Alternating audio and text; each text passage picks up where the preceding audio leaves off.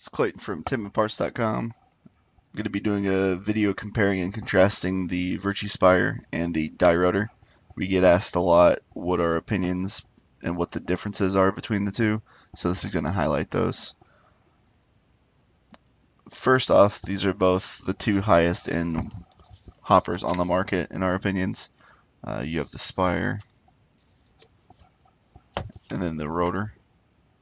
So with these two being the highest end, it's important to note that they have a lot of similarities between the two. First of all, they both hold around 200 paintballs. They both have a toolless design, meaning you're not going to have to use any tools to take it apart to replace the batteries or to do simple cleaning on the two. They're both very quick to strip apart. I would say the Spire is a little bit quicker to pull apart, but not too big of a difference there. The weight is very similar on the two, as well as the dimensions.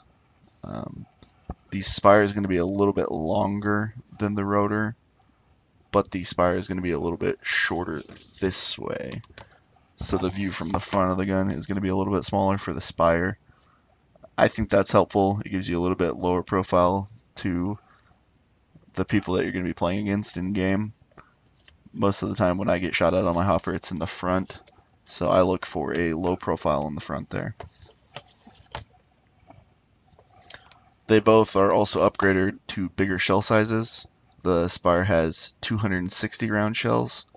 The Rotor has 250. So if the 200 is not enough for you, they're both upgradable. They're both also going to come in a lot of different colors. The Spires have tons of different color combos, as well as replacement parts to even change the color of this little strip. The Rotors are going to feature all of your baseline colors, your reds, your blacks, blues, whites, all that. And then also every year they come out with some special patterns. This is their Gray Cubics one. So I kind of like the new colors every year that Die comes out with, the different patterns. I think they're cool and innovative. So that's one of my favorite things about those. They also both are powered by 3 AAA batteries. So now the differences between the two, and the biggest difference for me is how they actually feed the paintballs. On the Spire, it's shot activated, meaning every time you pull the trigger and your paintball marker fires one paintball, it's going to spin once. So every time you pull the trigger, your gun is being fed a new ball by the Spire instantly. The Rotor is a little bit different. It's constantly checking the tension to see if it needs to feed more paintballs. So that keeps it under a little bit of tension. And also when you're down to your last couple balls, it's going to keep spinning. It's kind of noisy and annoying. So that's probably my least favorite thing about the Rotors.